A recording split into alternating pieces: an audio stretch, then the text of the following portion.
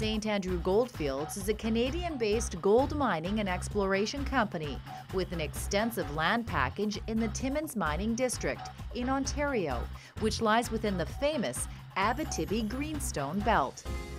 St. Andrew Goldfields is a 100,000-ounce gold producer with several mines in production and is actively pursuing a number of exploration projects.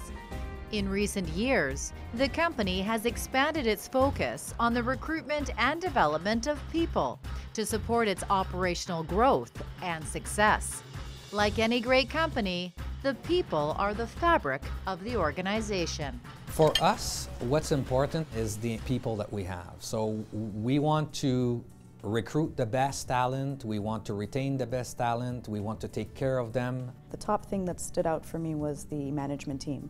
After first meeting with Jacques and the senior management team, I realized that this was a team of operators that could definitely turn this company around, and it would be a great group of people to work with. I come from a background that isn't exclusive to mining, so what was really enjoyable at the startup was getting away from the mold of the traditional mining company and looking at building a culture that was more unique, more, I guess you can use the term entrepreneurial for a mining company.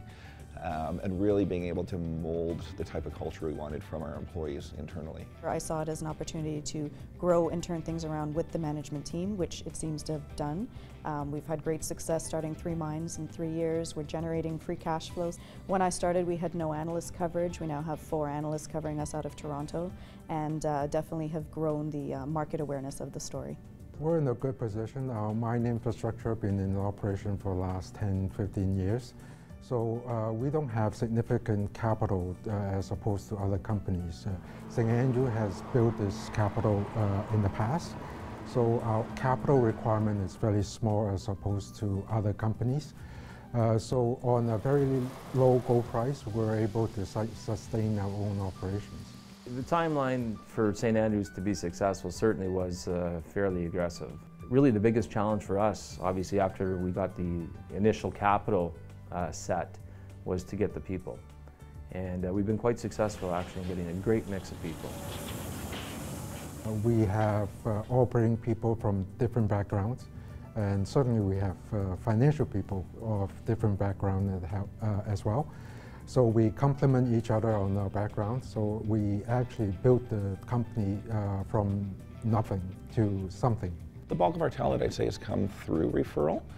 Has come from people we know, have come from people who have worked with our employees in the past, and that's boded very well for us for attracting talent into the area.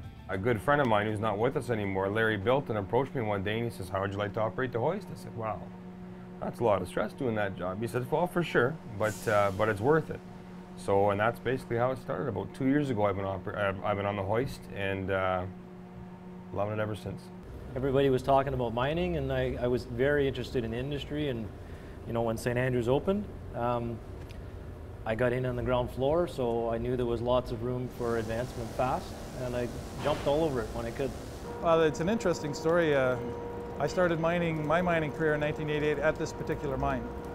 I worked my way up from the nipper, or the lowest person there, and when it closed in 2004, I was the mine captain of this mine. I've basically been doing this for 25 years now. Community relations is always a poignant topic for mining companies, whether we're talking First Nations consultation or communities in which we operate. Mining doesn't always have a positive outlook when it comes to regular people that don't understand the assets or don't understand the operations. We draw from communities around us. We've got suppliers, contractors, labor, and we also have First Nations that we have employed in the past, and that we try and encourage to cooperate with us at every point. Our community is built on a young population rate at this time being, so I think our community will look forward as to building themselves up and looking at the opportunities that are there for them, and have a choice as to whether they venture off into that sector or not. What we're looking for from a talent perspective from people we hire is a mix between skill and, I guess, culture and fit, we'd say. So as much as we want somebody to be able to effectively and safely and efficiently do the job they're doing, it's just as important for us that they fit in with the other people that we have in the company. It's about pride in your workplace, about working safe and being productive. And we try to bring in family and friends of the people that are here now in order to keep the people that we have happy. For example, if we have a miner with 15 years experience and he has a son who wants to get into mining, we'll do as much as we can to hire his son in order to keep him happy, and they stay longer if they have their family members here. I also have a few relatives working here, brother-in-law, sister-in-law here, and the more I work here, it's hard to think of any other place, just for sake of the guys here. There's more of a brotherhood here, so well, I like it here. I have no interest in leaving at all. As a company that is doing a lot of really good things really fast, it's opened up a lot of possibilities, a lot of training internally. We've brought in a lot of talent into the more senior levels of people who are really good at what they do.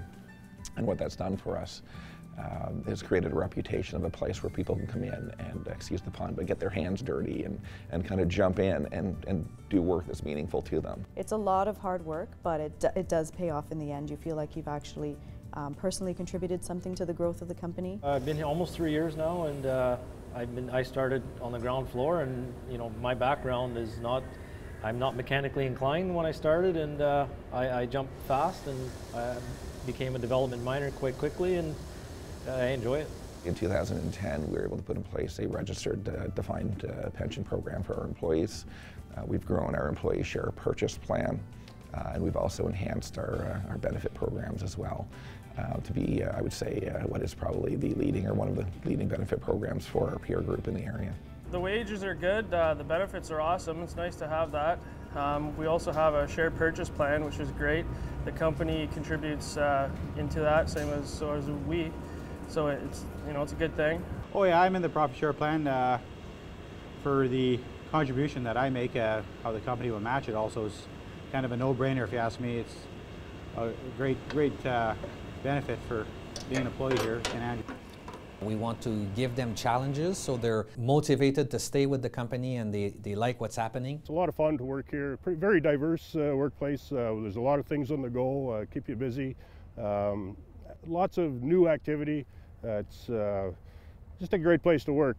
People are very friendly, enjoy working here, and you wear more than just one hat. You're not typecast. There's 100 different ways you can go. I've had an opportunity to do a wide variety of tasks, which a lot of geologists don't get to do.